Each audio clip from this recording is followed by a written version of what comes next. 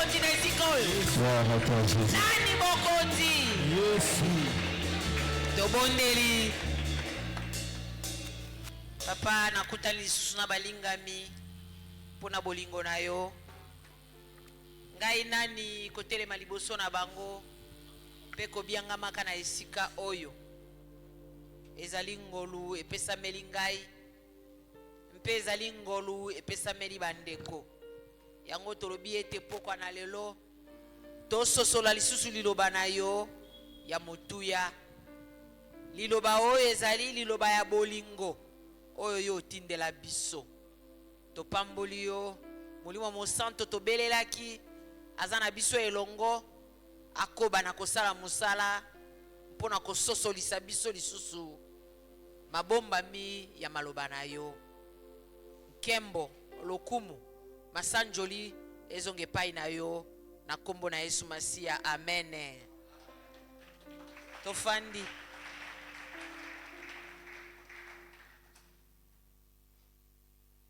Nakanisi ezali mabe lisusu pete ko pesa merci na bakambi ya etonga ndenge bobengi nga lisusu mpe topambolana biso ba oyo toye koyoka maloba na nkolo.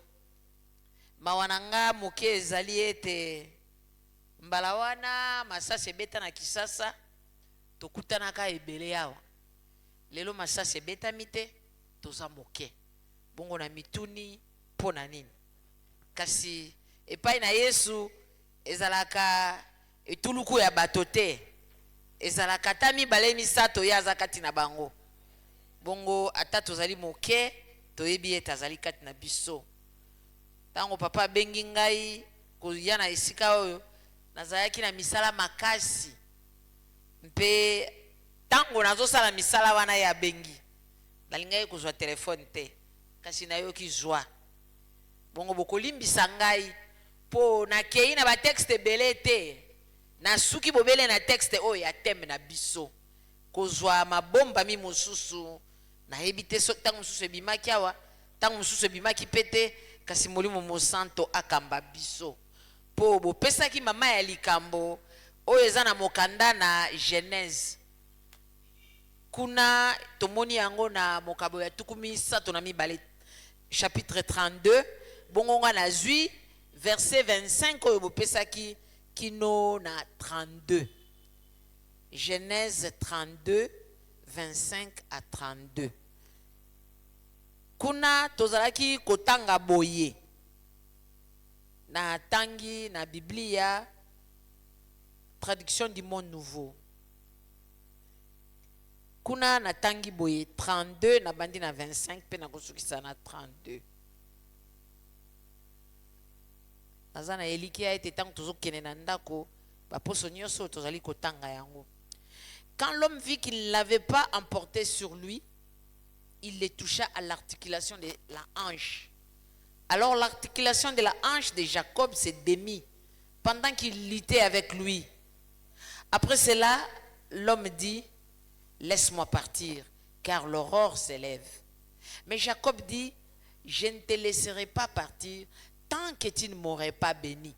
Kunande esika to telemi posomo bimba. L'homme lui demanda: comment t'appelles-tu? Jacob répondit. Alors, Jacob répondit-il. Alors il dit: on ne t'appellera plus Jacob, mais Israël, car tu as lutté avec Dieu et avec les hommes, et tu as fini par l'emporter. À son retour, Jacob lui demanda: révèle-moi ton nom, s'il te plaît. Mais il dit: pourquoi me demandes-tu mon nom? Et il le bénit à cet endroit-là. Jacob appela donc ces lieux Péniel, car dit-il: j'ai vu Dieu face à face, et pourtant je suis resté en vie. Dès que Jacob passa près de Péniel, le soleil s'éleva, mais il boitait à cause de la hanche.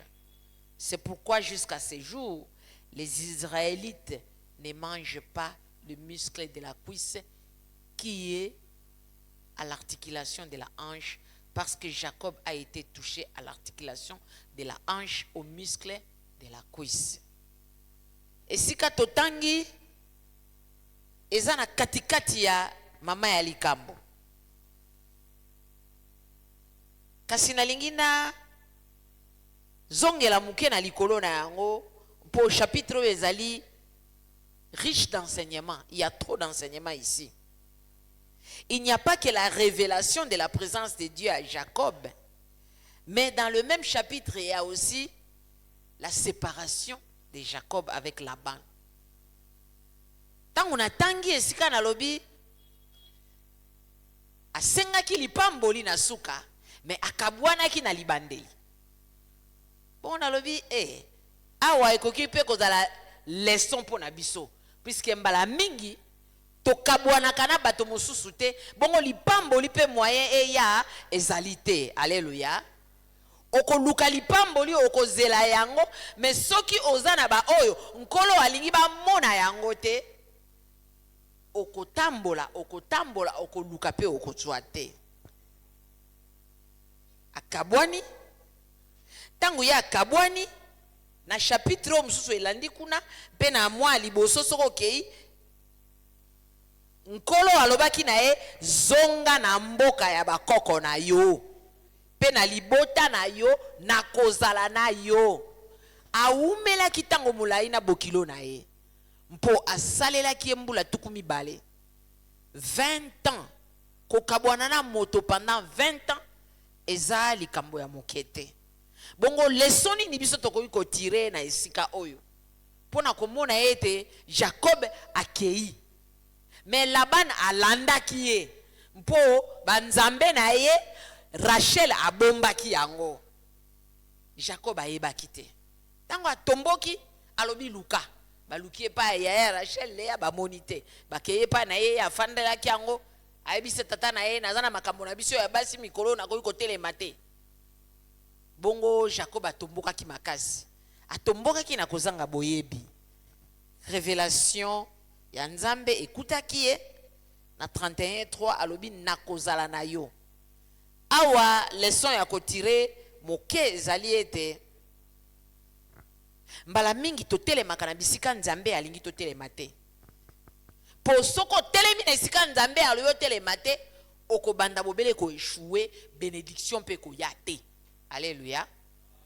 Il faut nanu oyeba o telemi na esika ya malamu po bénédiction ya. Il faut oyeba nanu o kabwani na ba oyo mususu po ye akoki ko continuer ko fanda epa ya Laban te, po Laban azaki na ba Nzambe na ye mususu.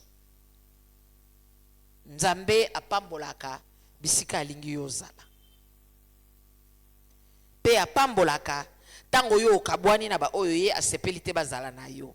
Yango tomoni na mobembo na ye na voyage ya Jacob ezali bobele mbala moko te akutani na ba angelu, akutanaki na bango pe liboso. Kokutana na ba angelu pe ezali particularité mosusu oyo ezali na choix ya Nzambe pona lipamboli. Penga nazana eliki ete atatango akimaki akei kokiba pona yaya na ye oyo abotolaki lipamboli, ba angelu bazalaki na ye ndenge ba angelu bazali na biso. Nalingi koloba boye lipamboli oyo zali kozela, lipamboli oyo zali kosenga, soko oza na position ya malamu te ekoya te. Soko kabwani pe na bato oyo nkolo alingi bamona yango te ekoya te. Mais kasi kokanisa te ke kolo aza na yo te elongo. Alléluia. Mpo tango mosusu tokanisaka totamboli biso moko. Yango kobanga ekomelaka biso, mpe soki botali lisolo yango tango ayoki ete yaya na ye Ezayi azali na nzela, azalaki na kobanga makasi po ayebi oyo asala. Ezaka pasi otambola na culpabilité plus de 20 ans. Atambola na culpabilité wana. Bongo nakanisi azalaki makasi na santé na ye. Po soko fandi na culpabilité umelaka mingi epesa ebebisaka pe santé. Na kobanga wana tokomona na verset 10 pe 13 kaka ya chapitre oyo totangi azalaki moke na kolenga mais azalaki pe na elikia na nzambe na ye yango wana asalaki libondeli mpona kolakisa ete je ne dépends que de toi. Eza démonstration oyo biso ba mosusu tokoki pe kolanda na prière. Libondeli mingi pesa makana kobanga. Azalaki na kobanga. Kobanga ezalaka mabete. Po bato mosusu balobaka ngana koyi kobanga te. Kobanga eza malamu. Ezolakisa impuissance na yo. Jacob na kati na biographie na ye tomoni bisika mingi azalaki na kobanga mpe kobanga wana ememie na mabondeli tango ememie na mabondeli epesi ye lokola moto oyo esengeli amitala kati na ye po mabondeli mpe ezalaka ngonga oyo tosalaka introspection omitali kati na yo eloko nini ya mabeto eloko nini ezali kosala nkokoso kati na yo mpe orapele nzambe ba promesse a rappelaki pe nzambe ba promesse na ye naza na elikia ayebaki oyo epesamaki na Abraham epesamaki na Isaac na papa na ye na suka na libondeli tomoni ete asengaki délivrance epai na nzambe wana kutani na Isaïe te nazopesa nanu ba étape asengaki délivrance kondima na ye ezalaki oyo elukaki ete asala réconciliation na ndeko na ye sima na libondeli esengeli na biso pe to agir ezali kaka obondeli te passivement ofandi ozozela makambo nyonso ebonga yango wana tolobaka sala sambila sala donc sala osambeli osambeli pe osali ye abondelaki ezalaki koluka réconciliation pe tomonaki ye azwi ba mouvement mpo akende na liboso ya makambo kokutana na ndeko na ye kasi lokola azalaki bobele mutu ya mayele mutu oyo babengi rize Jacob azana ba rize banda na kati na libumu ya mama na ye tomoni ete akaboli groupe mibale po azalaki na bato ayoki ndeko nazo ya na 400 hommes kuna bi awa na kokokate akaboli ndambo ba mosusu kutu akatisaki bango déjà mai ya Jourdain po makambo tozoloba ezosalama de l'autre côté na côté est ya Jourdain ezaki na côté ya Israël na lupenzate donc il fallait katisa mai po akoma na ngambo mususu mais ya katisi bato na ye mai akatisi bibwe mai ya tikalaki esika asalaki rencontre na ye lisusu na ba angelo ezalaki nde esika wana esika bitumba na ye bandaki bitumba ebandi mpo naza na elikia ete nkolo azalaki na bosenga moko epai na Jacob. Semaine passée j'étais dans la méditation nazoyoka maladi pe ekoki kozala na yango lipamboli naokaki yango kaka naokaki yango kaka pasteur maladi lipamboli nazoyoka pasi me lipamboli bongo awa etango na tangi etenyo lisusu na zongi na méditation na ngai ke la maladie peut être une bénédiction une grâce mais awa bitumba il était dans un combat puisque le Seigneur voulait un autre Jacob. Alléluia.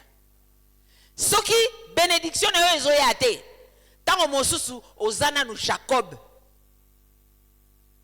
tango mosusu ozana nu ya sikate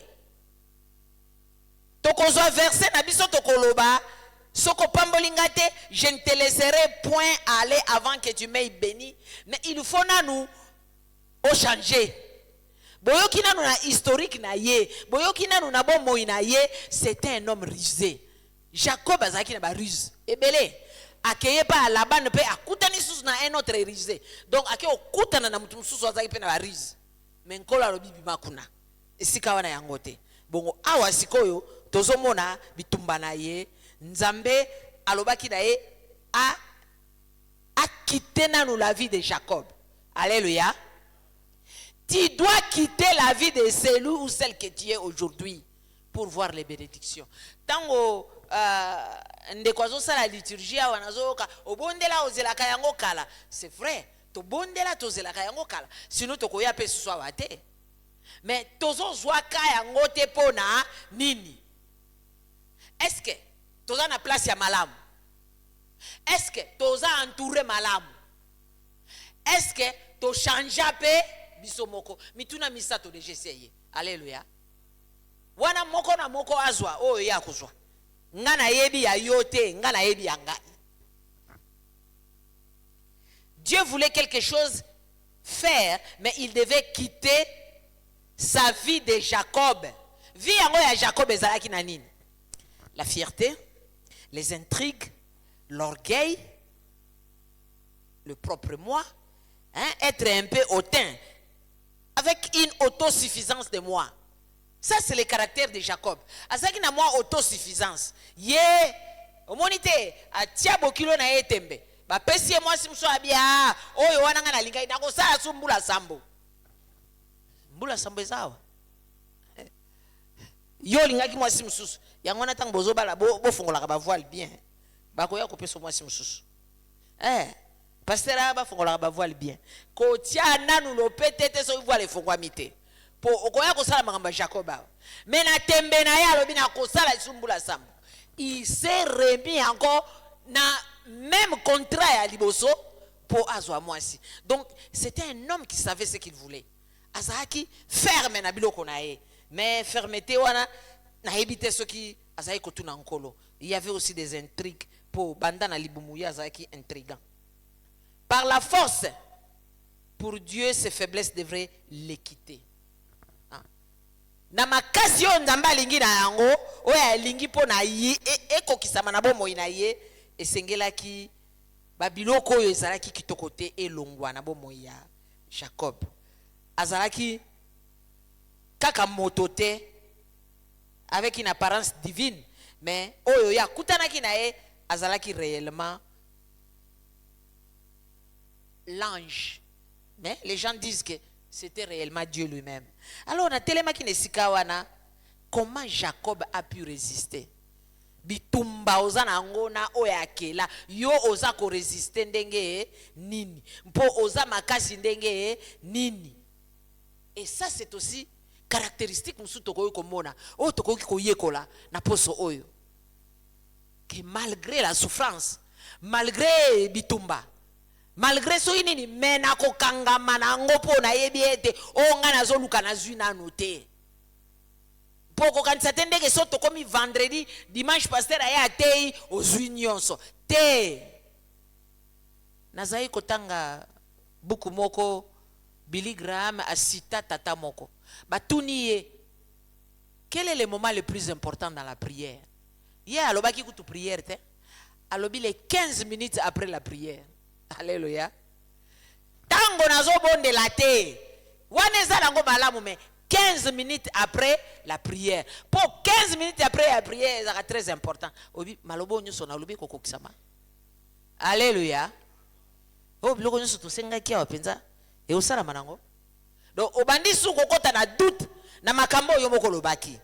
Bongo awa nkolo alingaki ete ndeko na biso ayeba bo moinini yazai koluke pa na ye.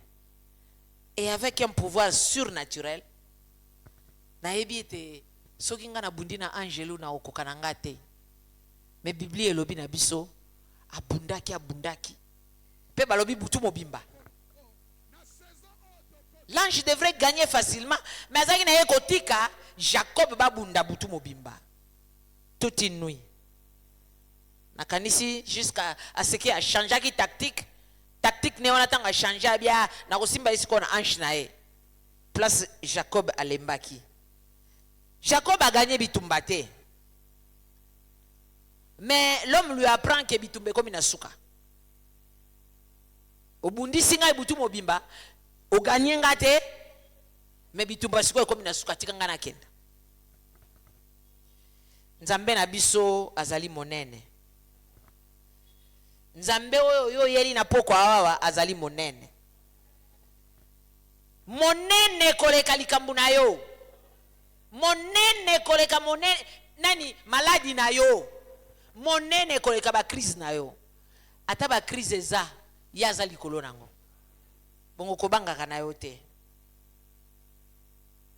Tokoki pe kozwa nyonso oyo yalinga pesa biso kasi apesaka na tango ye alingi na ngonga na ye asalaka na volonté na ye yango wana tobandaka prière que ta volonté soit que ton règne tolobaka te que ma volonté soit faite biso ba chrétien mingi na kisasa to chanja esika wana que ma volonté soit faite et que ton règne vienne biloko mibale wana esimbi te volonté na ye ekosalama na bomoi na yo mpe règne na ye ekoya po yo oza sikoyo parti ya règne ya royaume na ye ntango yo ozosala volonté na ye règne na ye mpe ezokomisama monene mais règne yango mpe parfois na vision kaka oyo ya yo te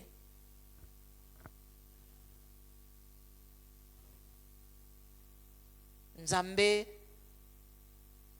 il se laisse parfois être notre conquérant. Alors, celui qui voulait rencontrer son frère va plutôt rencontrer d'abord l'ange ou rencontrer Dieu. Et ici, c'est Dieu qui, dans sa victoire, est en train d'implorer pour recevoir, pour que le combat s'arrête, qu'on les laisse partir. Texte yango bokomona Osée akoma yango pe mo andenge mususu. Osée 12, 3, 5. Wana lisolo kaka ya Jacob. L'homme qui dans les seins maternels avait saisi son frère par les talons et dans son âge mûr lutta avec Dieu. Quelle biographie. Mais dans notre deuxième partie, nous allons voir que les bénédictions qu'il réclamait venaient de Dieu, effectivement. J'ai essayé de donner la première partie biographie. Deuxième partie, c'est là où nous allons partir pour un peu chiter.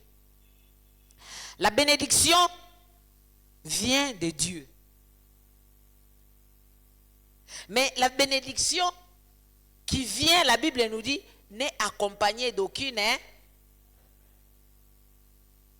crainte.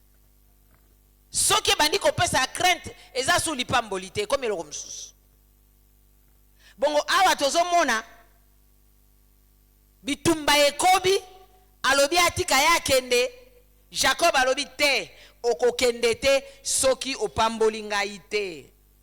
Mais pour yo elo kandengwana, pour compter sur les bénédictions de Dieu, il faut oyeba, ozo senga yango epa ina nani, pour ba falsification pesa mingi. Heureusement que awa, nasina koti mwa mingi awa,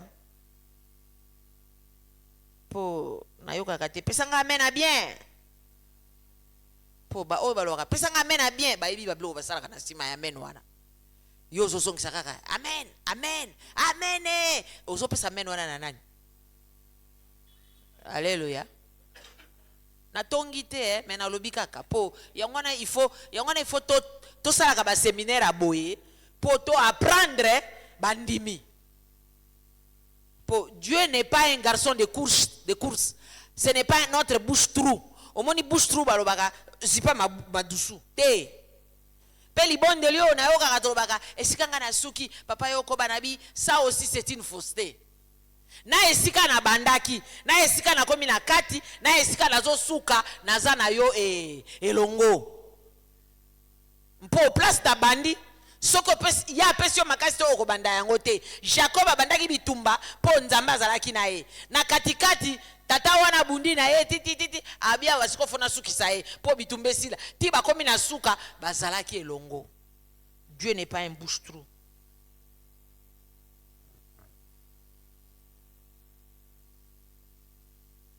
Nyonso tokosala, nous devons nous appuyer sur lui. Pas par notre propre volonté, pas par l'assurance de nous-mêmes. Quand on ne tient qu'à ce qu'il faut faire, à ce qu'on sait faire, à ce qu'on peut faire, à ce qu'on croit connaître, là nous n'apprenons rien de Dieu. Là il n'y a jamais eu besoin de quelqu'un où nous comptons sur nous-mêmes. Alors ça devient un problème. On ne peut pas marcher avec Dieu quand tu comptes sur toi-même. Abundaki pozaki na ba muscle na ye, mais na suka il a été vaincu. C'est pourquoi il a demandé la bénédiction. Et il demandait aussi cette bénédiction avec la peur. Azaki pe na kobanga po amona kina ndeko na été. Mais je me suis posé la question, bénédiction ezali kosenga ezalaki réponse na libondeli na ye te mpo so okei na verset 9 ti na 12 omona kuna azosenga epai na nkolo apambola ye mais avant mpe lokola akolaki na ndako ya bato bayebaki liloba na nzambe bénédiction yango ezalaki korapele nzambe te ke oprometa papa na ngai Abraham oprometa mpe papa na ngai Isaac siko ngai ekomi ntango mpo ekokisama epai na nga.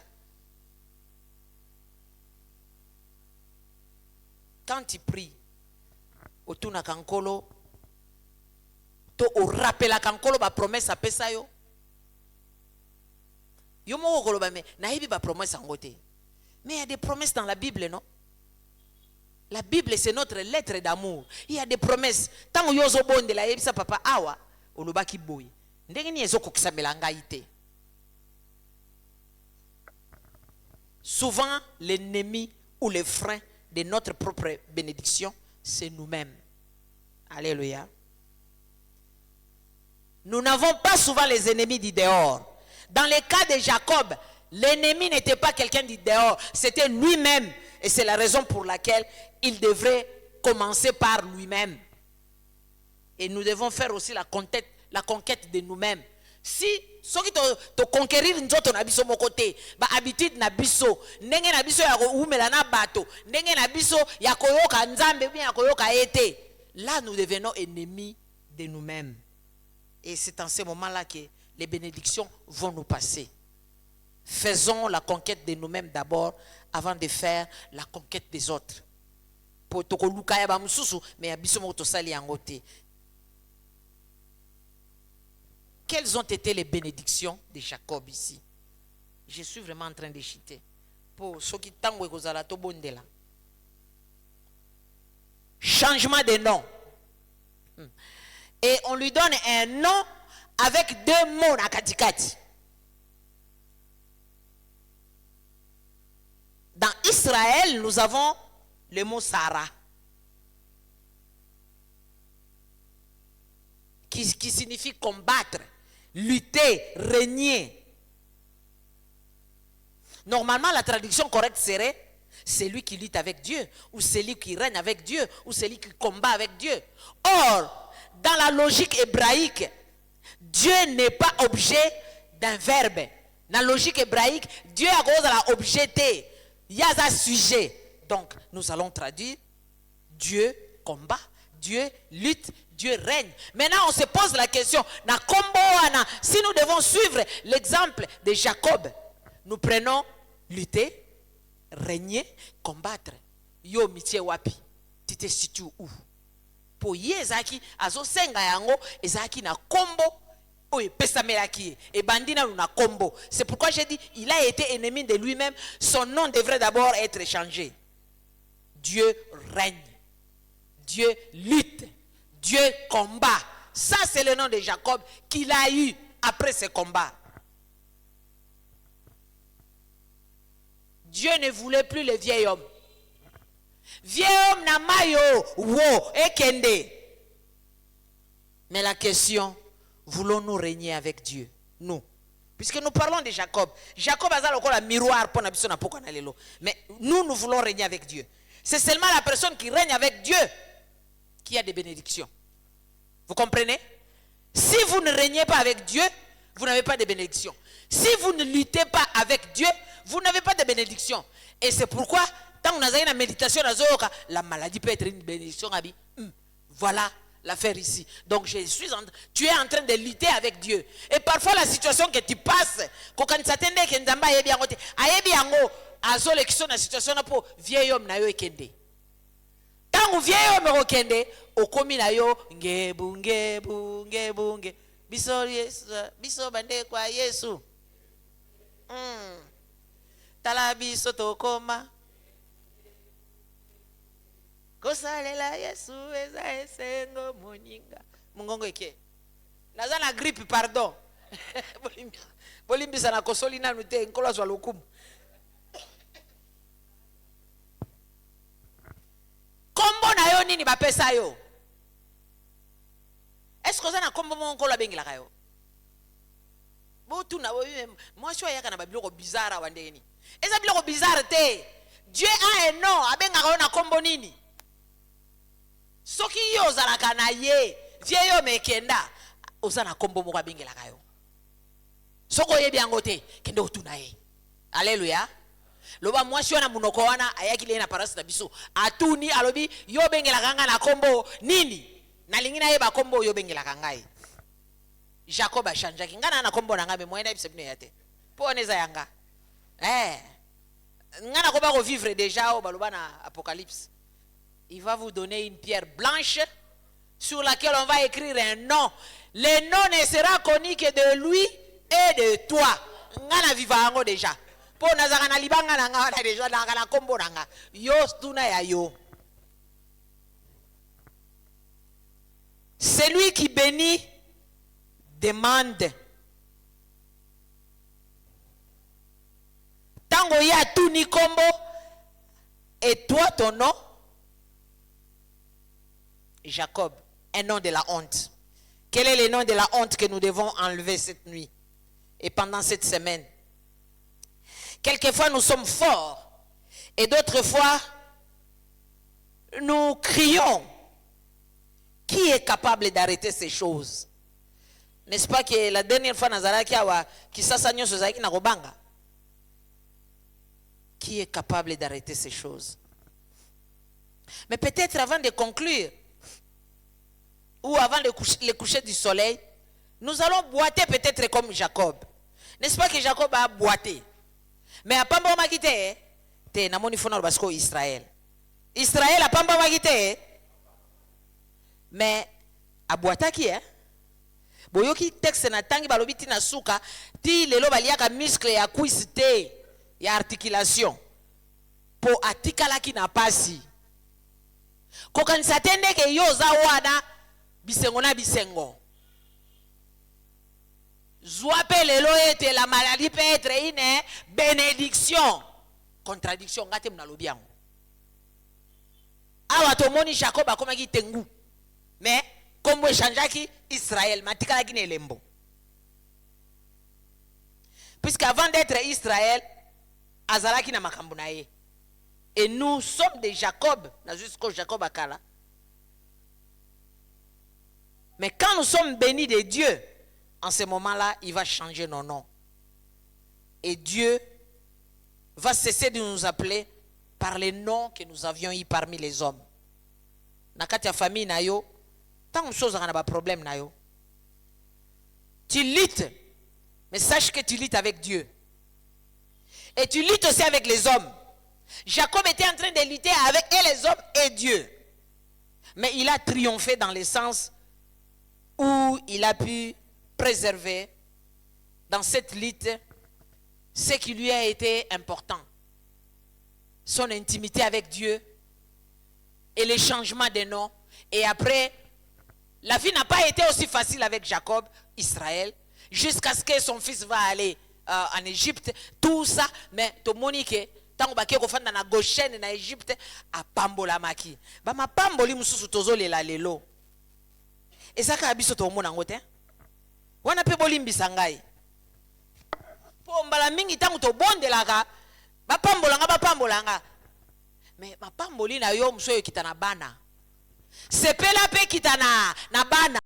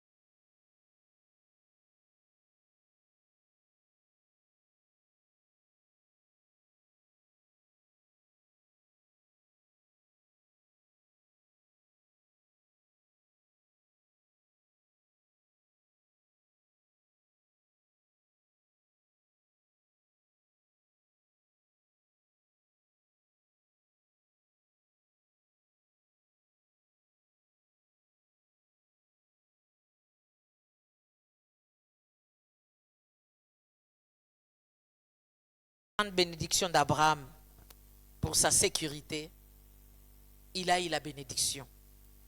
Dans la peur, Dieu a béni sur les champs.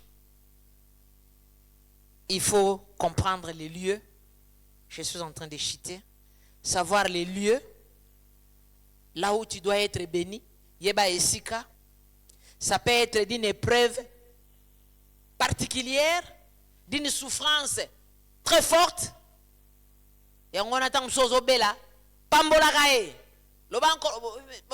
Maman wana yoko makama so ko bela ndenge. Na ebite pona ni nkolo orienté ngandenge wana me bolimbisanga. Po ngai na banyomo na biso to mona ka bénédiction misolo ndaku. Nazaka nanga ndaku tende nazao. Boka nsatene professeur wana munoko. Na ndaku te. Na kana mwa bikoko mobo ya moke.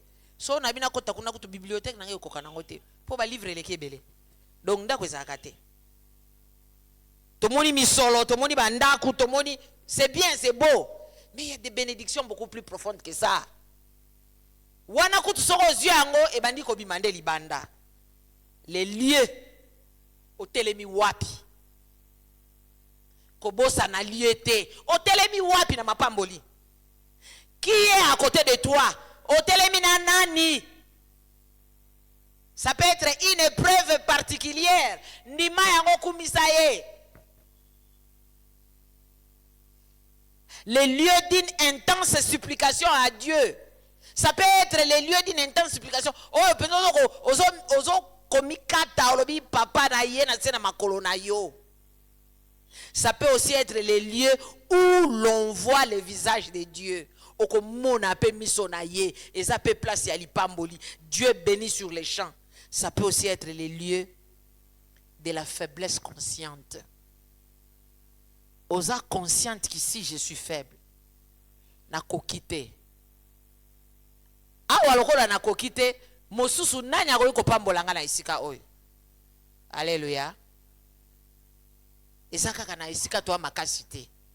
Bongo moi makambo moke na kangisaki na butu na lelo. Na kabola na biso na poso oyo yango oyo. Na assure mingi bosu boyokaki. Na bakisa ta mibale misato. Me na kosepela. Otala entourage na yo. Mwana oyoki tala entourage mingi bafandi na biso pembeni baza pona koyiba mapamboli yo yebaka te nzamba se apesa kala me moyo simbango ezate po ofanda na fiti moko pembeni na yo donc fiti wana lokotaka ngo kaka aswaka ngo kaka pe azoseka yo yango wana kobenga munjo c'est mon ami nzamba yebisaki yo que c'est ton ami. Là-bas na tikalaki Jacob akezo aye lipamboli. Alléluia. Otelemi pe wapi. Eza na kati na mabondeli na yo. Eza na kati na pasi na yo. Eza na experience moko ezo sala o pasi na motema. Yo telema potango ko telema okoyeba koloba ndenge Jacob alobaki je ne te laisserai point aller avant que tu m'aies béni. Na kotika yo te kokende soki opamboli ngai nano te. Sala par na yo nzambe pasali par na ye. Tobondeli.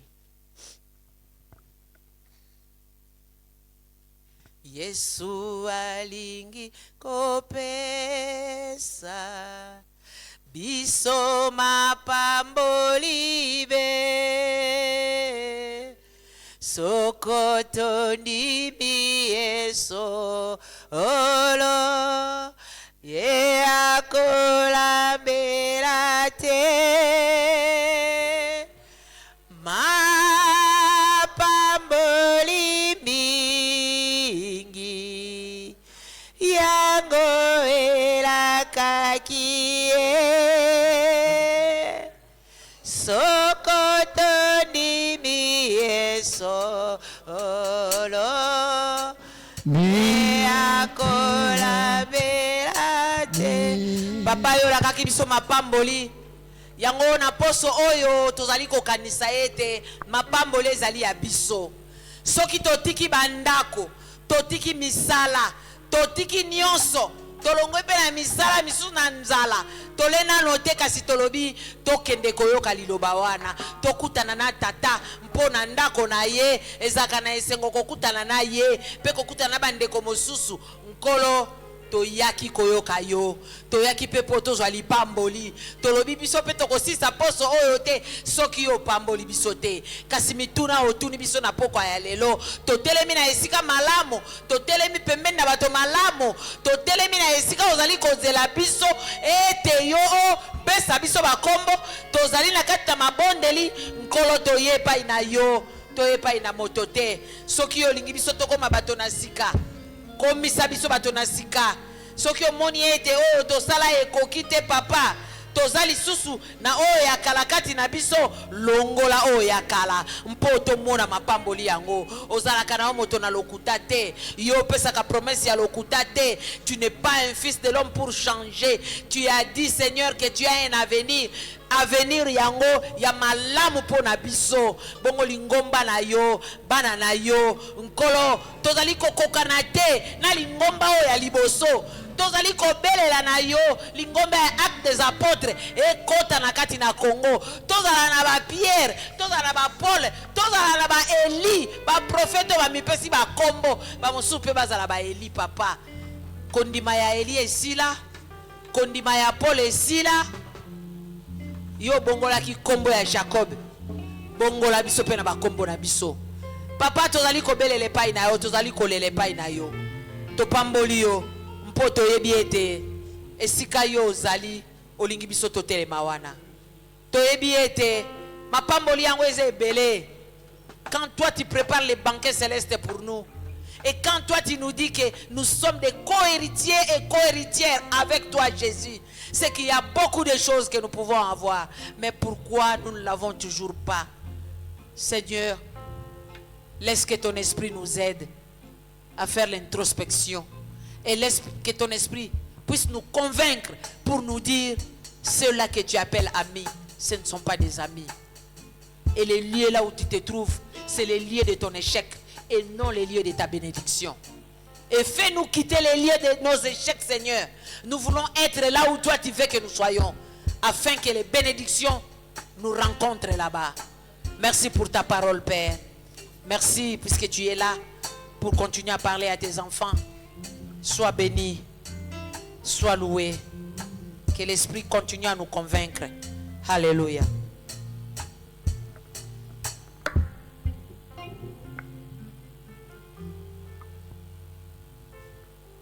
Bien-aimés,